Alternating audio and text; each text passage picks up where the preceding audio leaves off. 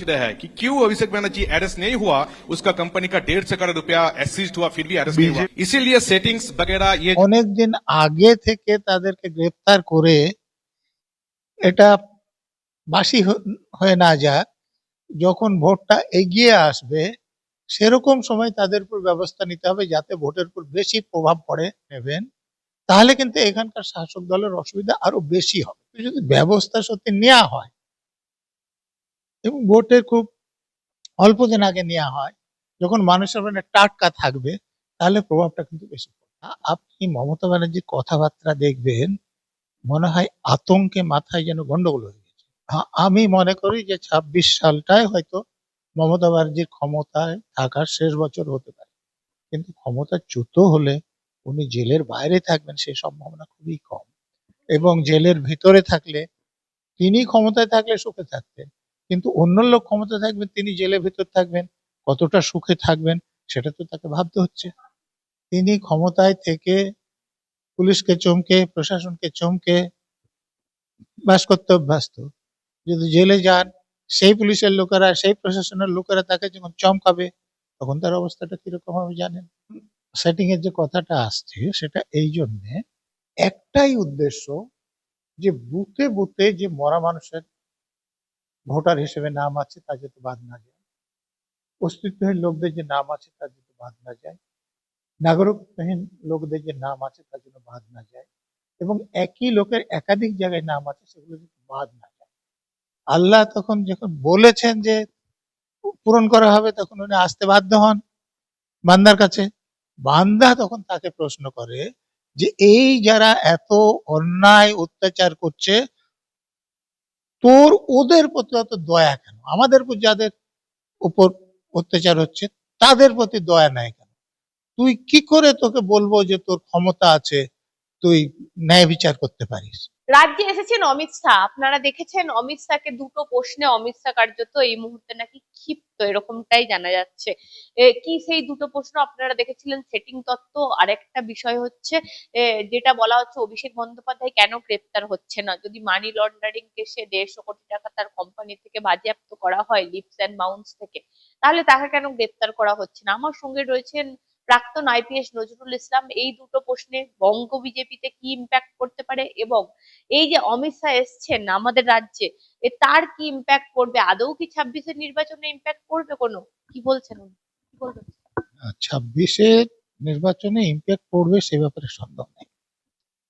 এই যে ইন্টেন্সিভ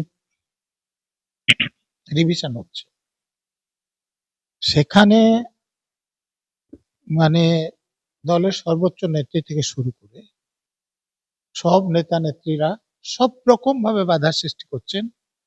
তারা অন্যায়ভাবে বলছেন যে নির্বাচন কমিশনের নির্বাচন ঘোষণার আগে এরকম কোনো ক্ষমতা নেই। তারা বলছেন যে গাছে বাঁধবেন, তারা বাঁধছেন যে আগুনে জ্বালিয়ে দেবেন, তারা বলছেন জবাই করে দেবেন।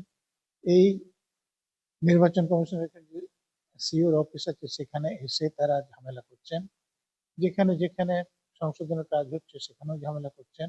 অবজার্ভার যারা আছেন তাদের উপরও চড়াও হচ্ছেন। একটাই উদ্দেশ্য যে বুথে বুথে যে মরা মানুষের ভোটার হিসেবে নাম আছে তা যাতে বাদ না যায়, অস্তিত্বহীন লোকদের যে নাম আছে তা যাতে বাদ না যায়, নাগরিকহীন লোকদের যে নাম আছে তা যেন বাদ না যায়, এবং একই লোকের একাধিক জায়গায় নাম আছে সেগুলো যাতে বাদ না যায়।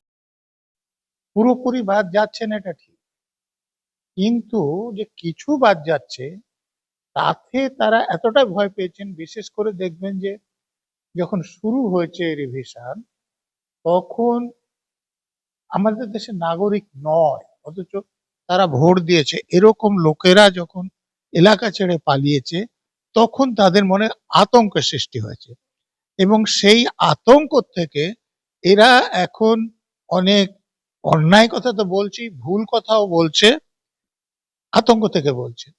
আপনি নির্বাচন কমিশনের প্রক্রিয়া, কিন্তু অমিত শাহর কি ইফেক্ট পড়ছে? দেখুন, আমার ধারণা এদেরকে ক্ষমতায় রেখে তো আপনি যাদের নাম বলছেন তাদের লাভ হওয়ার কথা নয়। এখন কোনো মামলা যখন তদন্ত হচ্ছে, তদন্তকারী সংস্থার উচিত যখন যেমন পাওয়া যাচ্ছে তাদের বিরুদ্ধে ব্যবস্থা নেওয়া।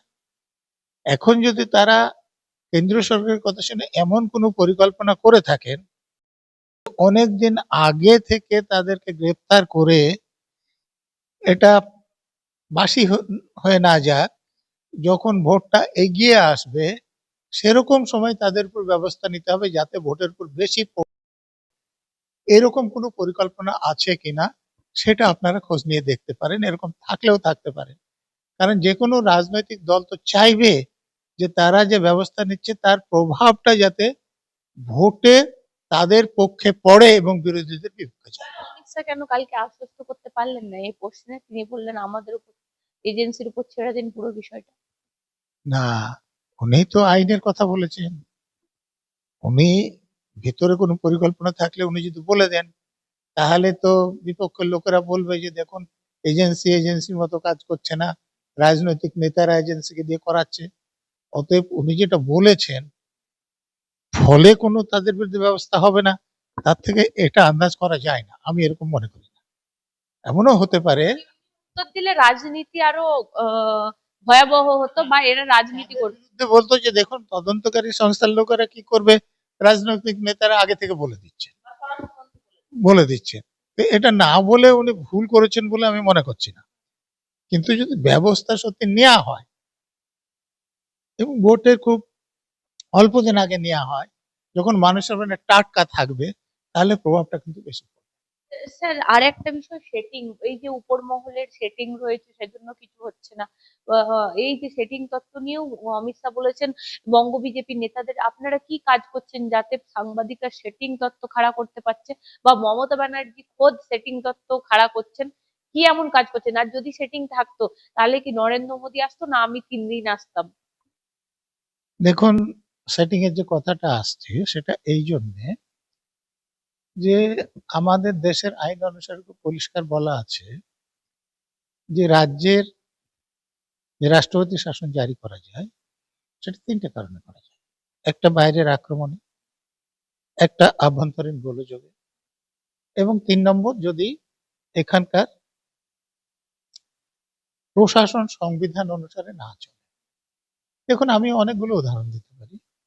যেমন ধরুন কল্যাণ ব্যানার্জি রাজ্যপালের নামে একটা এফআইআর করলেন এবং থানা সেটা গ্রহণ করলো। মামলা শুরু করেছে কিনা জানি না, জানলে সে পুলিশের চাকরি যাবে। কারণ আমাদের সংবিধানের 361 নম্বর ধারায় খুব পরিষ্কার বলা আছে যে যখন তারা পদে আছেন রাষ্ট্রপতি এবং রাজ্যপালের বিরুদ্ধে কোনো ক্রিমিনাল কেস শুরু করা যায় না। সিভিল কেস শুরু করতে হলেও আগে নোটিশ দিতে হয়। তো তাহলে রাজ্যপাল পদে আছেন, তার বিরুদ্ধে একজন আইনজীবী শাসক দলের লোক তিনি এফআইআর জমা দেন কি করে? তাহলে তিনি সংবিধান মানছেন না, সংবিধানের নামে শপথ নিয়েছেন কিন্তু মানছেন না। নির্বাচন কমিশন কিছু ডাইরেকশন দিচ্ছে যে এই অফিসার অপরাধ করেছে, আপনি এদের নামে এফআইআর করুন, রাজ্য করছে না। তো সেখানে তো নির্বাচন কমিশনের এফআইআর করা উচিত ছিল এবং রাজ্যের বিরুদ্ধে ব্যবস্থা নেওয়া উচিত ছিল। সেগুলো যেহেতু করছে না, মানে যতটা মনোভাব নিরপেক্ষ হওয়া উচিত সেটা হচ্ছে না বলে মনে হচ্ছে। তবে আমি সেটা আবারও বলবো যে এগুলোকে একসঙ্গে অনেক জড়ো করে যদি তারা পরিকল্পনা নিয়ে ভোটের অব্যবহিত কিছুদিন আগে তারা ব্যবস্থা নেবেন, তাহলে কিন্তু এখানকার শাসক দলের অসুবিধা আরো বেশি হবে। সেটা যদি হয়ে থাকে তাহলে কিন্তু আপনি সেটিং তত্ত্ব চলবে তাহলে কি মমতা বন্দ্যোপাধ্যায় ওই জন্য আরো উত্তেজিত হয়ে উঠছে? না। আপনি মমতা ব্যানার্জির কথাবার্তা দেখবেন, মনে হয় আতঙ্কে মাথায় যেন গন্ডগোল হয়ে গেছে। উনি এখন কথা শুনলে মনে হয় উনি ভুল বকছেন। উনি বলছেন যে আমরা বাংলায় জিতে প্রধানমন্ত্রীকে স্বরাষ্ট্রমন্ত্রীকে দেশের বার করে দেব। কোথায় কি ক্ষমতা আছে এটা আমার তো জানা নেই। বরং যদি প্রধানমন্ত্রী স্বরাষ্ট্রমন্ত্রী চান এখানে যেহেতু সংবিধান অনুসারে রাজ্য চলছে না, রাষ্ট্রপতি শাসন করে উনাকে ক্ষমতাচ্যুত করে দিতে পারে। না, লোকে বেকার বকে না। এখন আমাদের রাজ্যের যিনি মুখ্যমন্ত্রী বা পুলিশ মন্ত্রী পদে আছেন তার কথা শুনলে সেরকম মনে হচ্ছে যে উনি ভুল বকছেন। উনি কি বুঝতে পারছেন যে উনার পায়ের তলা থেকে মাটি সরে যাচ্ছে? উনি এটা বুঝছেন যে উনি ক্ষমতা থেকে চলে যেতে পারে। এবং ক্ষমতায় চলে গেলে কি হবে, বাইরে থাকবেন জেলের না জেলের ভিতর থাকবেন তা তো ভাবতে হচ্ছে। কারণ নিয়োগ দুর্নীতি, গরু পাচার, বালি পাচার, খাদ্য পাচার, সব রকম দুর্নীতিতে তো উনি জুড়ে আছেন। নিয়োগ দুর্নীতি তো দেখেছেন যে তার কাছে চিঠি এসেছিল এবং শাসক দলের মুখপাত্র বলছেন যে পার্টির কাছে খবর ছিল। তো পার্টি মানে কি, মমতা ব্যানার্জি ছাড়া পার্টি আছেন? আর এটা তো দেখেছেন যে তিনি অতিরিক্ত পদ সৃষ্টি করে হাইকোর্টে এফিডেভিট দিয়ে যারা টাকা দিয়ে চাকরি কিনেছেন তাদের চাকরি বাঁচাতে গিয়েছিলেন। যারা যোগ্য প্রার্থী বছর পর বছর রোদে পড়ে বৃষ্টিতে ভিজে শীতে কষ্ট পেয়ে রাস্তায় পড়েছে তাদের জন্য তো দরদ উতলাচ্ছে না। কিন্তু যারা টাকা দিয়ে চাকরি কিনেছেন তাদের জন্য যদি উনি টাকা না নিয়ে থাকেন তাহলে ওনার দরদ অত উঠলে পড়ছে কেন? অর্থাৎ তিনি এই দুর্নীতির সঙ্গে যুক্ত। ক্ষমতায় আছেন, পুলিশের লোকেরা তার বিরুদ্ধে ব্যবস্থা নিচ্ছে না, কেন্দ্রীয় তদন্তকারী সংস্থার লোকেরাও সেভাবে ব্যবস্থা নিচ্ছে না। কিন্তু ক্ষমতাচ্যুত হলে উনি জেলের বাইরে থাকবেন সেই সম্ভাবনা খুবই কম। এবং জেলের ভিতরে থাকলে তিনি ক্ষমতায় থাকলে সুখে থাকতেন, কিন্তু অন্য লোক ক্ষমতায় থাকবেন, তিনি জেলের ভিতর থাকবেন, কতটা সুখে থাকবেন সেটা তো তাকে ভাবতে হচ্ছে। তার থেকে এখানে অবস্থা খারাপ হবে, কারণ এখানে তিনি ক্ষমতায় থেকে পুলিশকে চমকে প্রশাসনকে চমকে বাস করতে অভ্যস্ত। যদি জেলে যান সেই পুলিশের লোকেরা সেই প্রশাসনের লোকেরা তাকে যখন চমকাবে তখন তার অবস্থাটা কিরকম হবে জানেন। আমাদের উপর বরাবর অত্যাচার হচ্ছে, আমরা সহ্য করছি। 26-এ পরিবর্তনের একটা ইম্প্যাক্ট পড়বে। আপনি এই মুহূর্তে যেভাবে মানুষ একটা তৃণমূলের প্রতি বিতৃষ্ণ হয়ে রয়েছে সেটা আমি মনে করি যে ২৬ সালটাই হয়তো মমতা ব্যানার্জির ক্ষমতায় থাকার শেষ বছর হতে পারে। আরেকটা আপনি পরিবর্তন নিয়ে বইও লিখছেন, আবার একটা আল্লাহর সঙ্গে সংলাপ নিয়ে একটা বই আপনার বইমেলায় মানে সম্প্রতি বইমেলায় আসছে। এই পরিবর্তন বলতে কি আপনি এই 26-এর পরিবর্তনের কথাই বলছেন? অবশ্যই। আমি বইটার নাম দিয়েছি এরকম, রাজ্যে পরিবর্তন কেন দরকার। মানে আমি শুধু শুধু পরিবর্তন নাও তা নয়, যে আমার দরকার আছে, কেন দরকার আছে সেটা আমি প্রতিটা আলাদা আলাদা পয়েন্ট ধরে আমি আলোচনা করেছি। যে যেমন আমি আমার মেয়েকে মেডিকেল কলেজে পড়াতে যেতে সাহস করছি না, ওই আরজি করে যা হয়েছে সেরকম হবে। আমি আমার মেয়েকে ল কলেজে পাঠাতে ভয় পাচ্ছি, কসবা ল কলেজের মতো হবে। এরকম ভাবে উদাহরণ তুলে তুলে দিয়েছি যে এই জন্য পরিবর্তন দরকার। আমি থানায় গেলে আমার কেস লেখা হচ্ছে না, কেস লেখা হলে তদন্ত হচ্ছে না, আমাকে লোকে মারধর করছে, সে আসামিকে ধরা হচ্ছে না। তা আমি দেখেছি যে এই অবস্থা চলতে থাকলে আমাদের কোনো অধিকার নেই, সমানাধিকারের কথা তো দূরস্থ। অতএব পরিবর্তন দরকার। এর পরে যে পরিবর্তন দরকার তো বটে, কিন্তু হবেটা কি? তা আমি এই যে ভোটার লিস্ট থেকে মরা মানুষদের, অস্তিত্বহীন লোকদের, নাগরিকত্বহীন লোকদের, একাধিক নাম থাকা লোকদের বাদ দিতে হবে এবং যাদের প্রকৃত ভোটার হওয়ার কথা তাদের নাম আনতে হবে, সেখান থেকে শুরু করে ভোটের দিন কিভাবে এই যে রিগিং করে মস্তানরা করে সেটা বন্ধ করতে হবে। সেখানে নিরপেক্ষ লোক লাগাতে হবে, দরকার হলে এ রাজ্যের লোকদের বাদ দিয়ে অন্য রাজ্য থেকে লোক এনে presiding officer, polling officer, police officer দায়িত্ব দিতে হবে। এই যে কেন্দ্রীয় বাহিনী আসে, এখানকার লোকেরা নিয়ে তাদেরকে তামাশা বানিয়ে রেখে দেয়, তারা রিগিং করা দেখে। আমি আমি বলেছি যে নিরপেক্ষ লোকের আছে ভাত দিতে হবে যাতে এরা রিগিং করা বন্ধ করতে পারে, রিগিং করার দর্শক না হয়।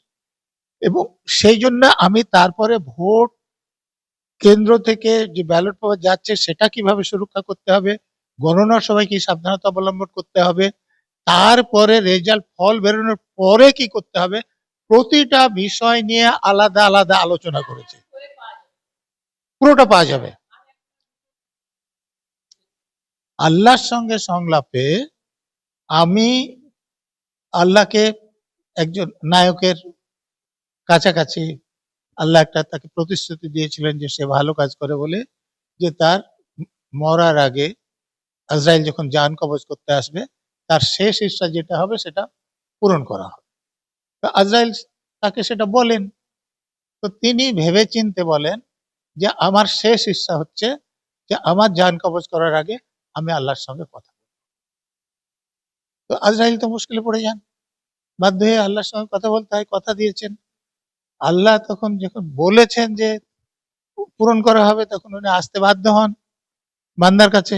বান্দা তখন তাকে প্রশ্ন করে যে এই যারা এত অন্যায় অত্যাচার করছে, তোর ওদের প্রতি অত দয়া কেন? আমাদের উপর যাদের উপর অত্যাচার হচ্ছে তাদের প্রতি দয়া নাই কেন?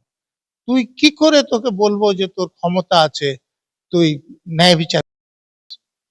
এটা নিয়ে এখানেও আমি এই যে অচল অবস্থা চলছে, অন্যায় অবিচার চলছে, আল্লাহ সেটাকে বন্ধ করার জন্যে মানুষকে ক্ষমতা দিক, তারা এই অত্যাচারীকে ক্ষমতাচ্যুত করুক, সেটা নিয়ে আলোচনা।